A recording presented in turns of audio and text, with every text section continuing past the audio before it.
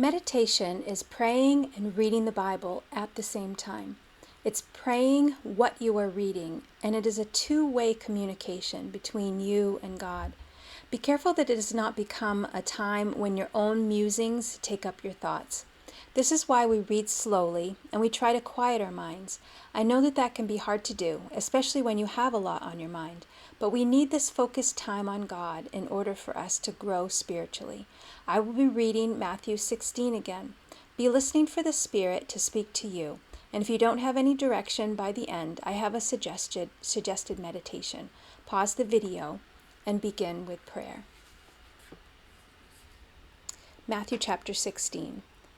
The Pharisees and Sadducees came to Jesus and tested him by asking him to show them a sign from heaven.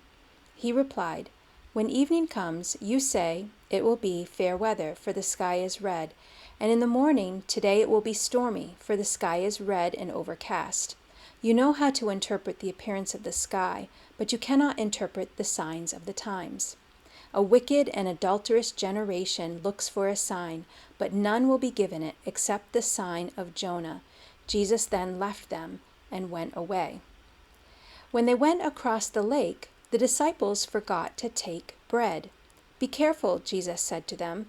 "Be on your guard against the yeast of the Pharisees and Sadducees." They discussed this among themselves and said, "It is because we didn't bring any bread." Aware of their discussion, Jesus asked, "You of little faith, why are you talking among yourselves about having no bread? Do you still not understand? Don't you remember the 5 loaves for the 5,000 and how many basketfuls you gathered?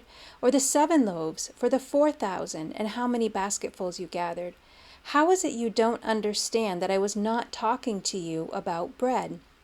But be on your guard against the yeast of the Pharisees and Sadducees."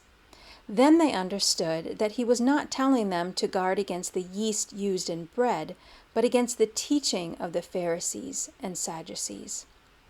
When Jesus came to the region of Caesarea Philippi, he asked his disciples, "Who do people say the Son of Man is?" They replied, "Some say John the Baptist, others say Elijah, and still others Jeremiah or one of the prophets." "But what about you?" he asked. "Who do you say I am?"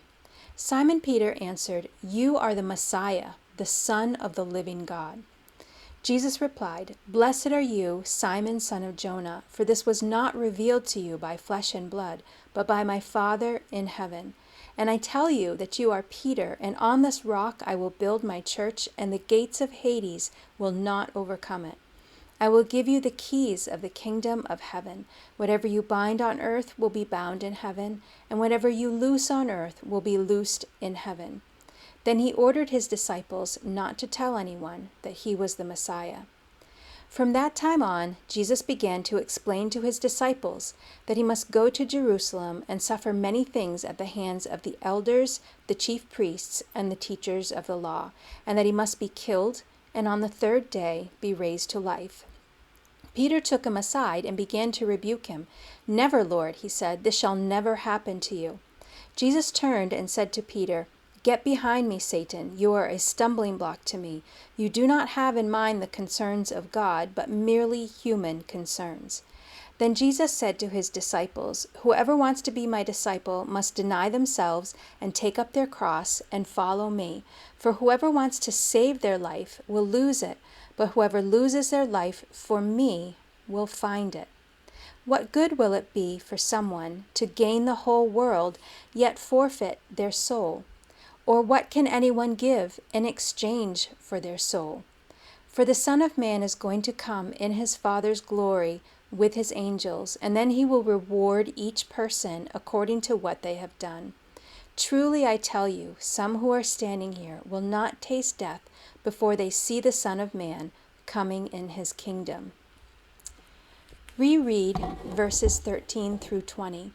Meditate on one or more of the following phrases. Who do you say I am? You are the Messiah, the Son of the living God. This was not revealed to you by flesh and blood, but by my Father in heaven. On this rock I will build my church.